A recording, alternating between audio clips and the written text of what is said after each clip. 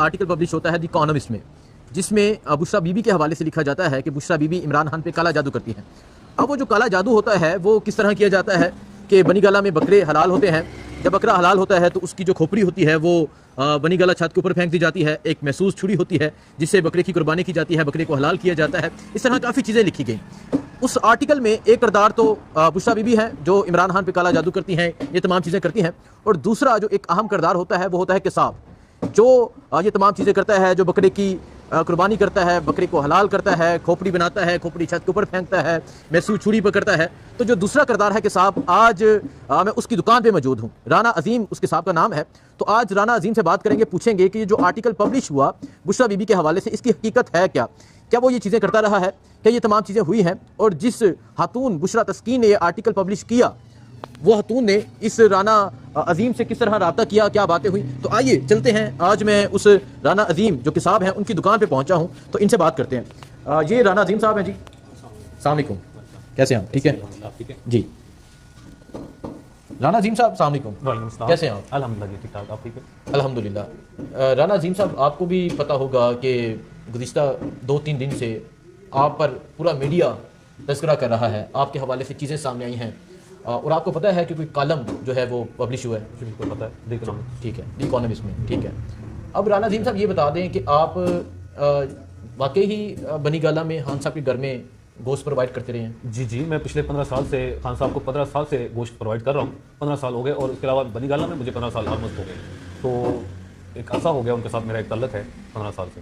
अच्छा, 15 साल से आप बनी गाला में खान साहब के घर जाके? बिल्कुल, उनको जा गोश्त देता हूँ। गोश्त देते हैं? गोश्त का कोई भी मामला है, गोश्त के लिहाज से किसी किस्म की कोई भी चीज़ होती है तो वो मैं प्रोवाइड कर रहा हूँ पिछले 15 साल से।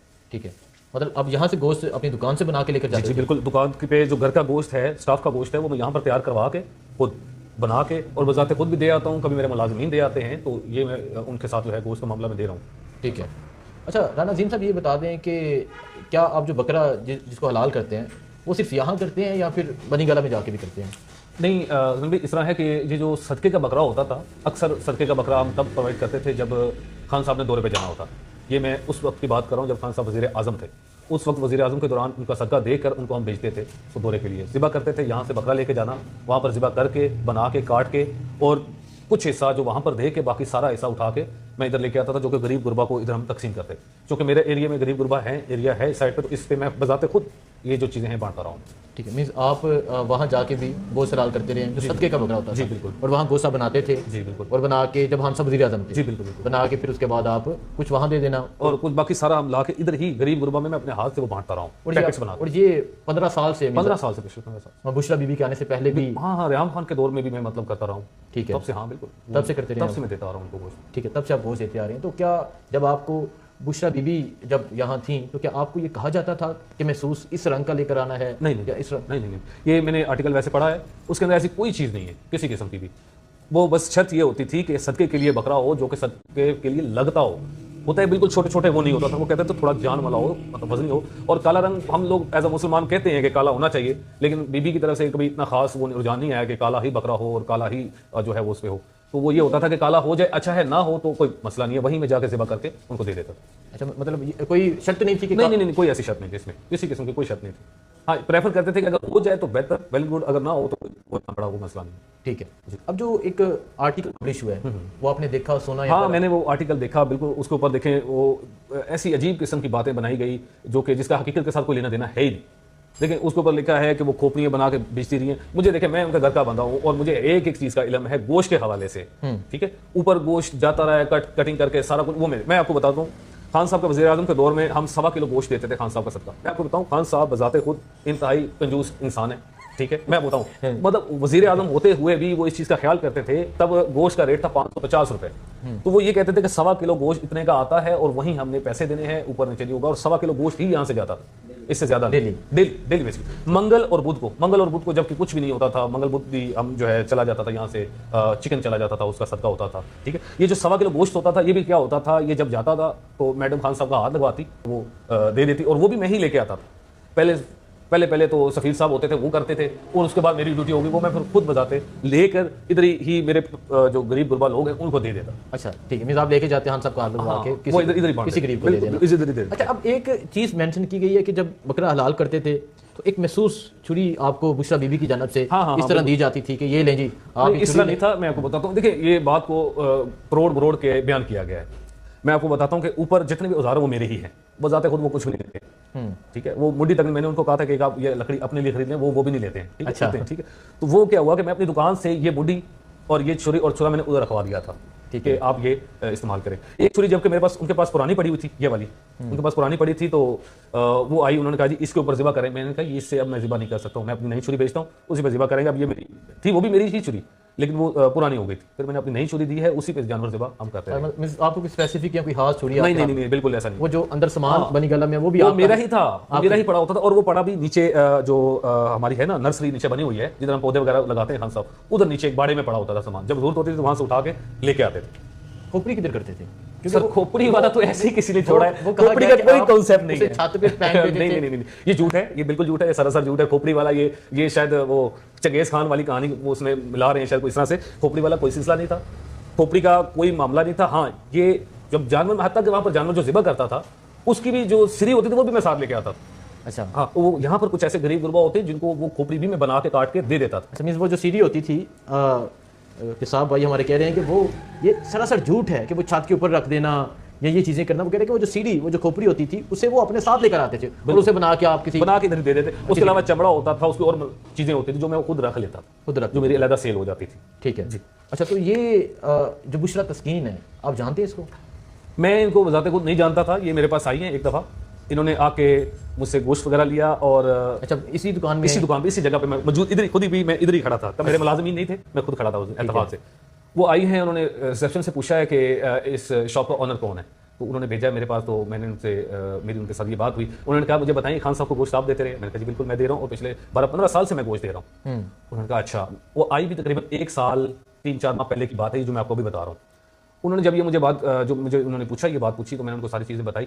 फिर वो आहिस्ता आहिस्ता थोड़ा सा पर्सनल होने की उन्होंने कोशिश की। उन्होंने कहा कि ये मुझे बताएं कि आप मुझे ये बताएं कि ये खान साहब के घर जो गोश्त जाता था खोपड़ी में भी जाती थी।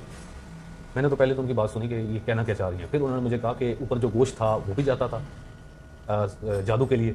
फिर मैंने उनको ये समझाने की कोशिश की कि मोहतरमा देखें, ये जो आप बता रही हैं ना, ये एक किस्म का मुझे लगता है कि इसके पीछे कोई न्यूज़पेपर या कुछ है। फिर उन्होंने मुझे कहा कि मैं वाकई ही BBC न्यूज़ से हूँ, मुझे उनके स्टाफ ने ही आपकी तरफ भेजा है, खान साहब के स्टाफ में से किसी ने, मैं उनका नाम नहीं लेना चाहूँगा, उन्होंने मुझे भेजा है आपकी तरफ, और वो उन्होंने मुझे कुछ चीज़ें बताई जो मैं आपसे कंफर्म करना चाहता हूँ। तो मैंने उनको, जब उन्होंने मुझसे पूछा, ये जो स्टाफ है ये मौजूदा या साहब का? नहीं, साहब का स्टाफ था जिन्होंने बताया। साहब का स्टाफ था, ठीक है। इन्होंने उस खातून को, बुशरा तस्कीन को बताया कि ये किताब है, आपका एड्रेस दिया गया कि यहाँ ये मिलेगा, इससे जाके तुम ये स्टोरी लो। बिल्कुल। और उन्होंने आके आपसे पूछा, मुझसे इस तरह के जो सवालात थे जिनका किसी कोई तलक नहीं था, उन्होंने मुझसे पूछे। अच्छा। और मैंने उनको साथ साथ जवाब भी दिए। अच्छा। उन्होंने कहा मैं रिकॉर्डिंग करना चाहती हूँ, तो बिल्कुल आप करना चाहें तो करें, लेकिन ये जो आप मुझे बात करी, मैं तो खान साहब के लिए तो मैंने उनका घर का रिज़्क खाया है।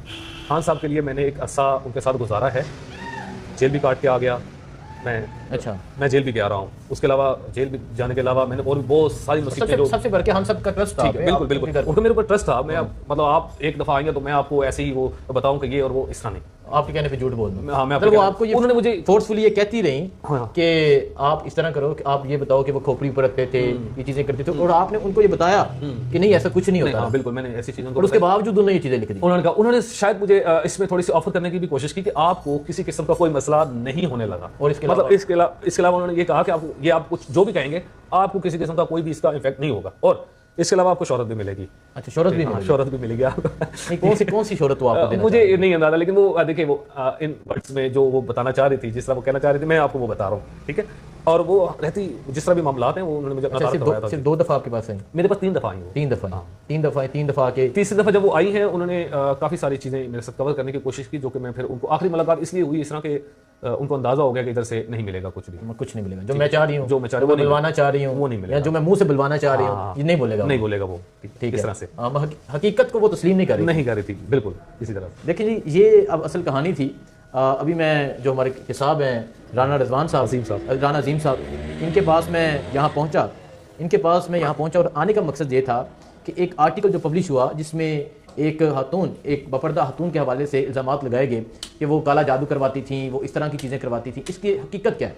तो अभी राना अजीम साहब से बात हुई तो इन्होंने बताया कि वो खातून बुशरा तस्कीन मेरे पास आई मेरे पास आके मुझे कहती रही कि तुम ये बोलो कि खोपड़ी छत के ऊपर रखते थे या ये चीज़ें रखते थे। तो मैंने कहा ऐसी कोई हकीकत नहीं है और ना ऐसा कभी हुआ है। और फिर ये कहते हैं कि जो छुरी के हवाले से कहा गया कि एक महसूस छुरी थी, उन्होंने कहा कि वो छुरी मेरी ही थी जिससे मैं वहाँ जाके चीज़ें हलाल करता हूँ या कुर्बानी करता हूँ। और फिर इनसे मैंने सीरी के हवाले से पूछा, उन्होंने कहा वो मैं हमेशा साथ लेकर बिल्कुल बिल्कुल, मैं साथ लेके आता रहा हूँ। ये जब ज़िबा करवाते थे तो मैं खुद लेके आता रहा हूँ, साथ लेकर आता रहा हूँ। तो अब ये राना अजीम साहब हैं जी, जिनके हवाले से ये तमाम स्टोरी पब्लिश की गई और एक झूठा बयानिया बनाने की कोशिश की गई। और अगर बात यहाँ तक आ चुकी है कि एक किताब को आप इस्तेमाल कर रहे हैं एक बापर्दा खतून के हवाले से, तो बेहतर है अडयाला जाके माफ़ी मांग लो। बिल्कुल, दुआ में याद रखें। अल्लाह हाफिज़।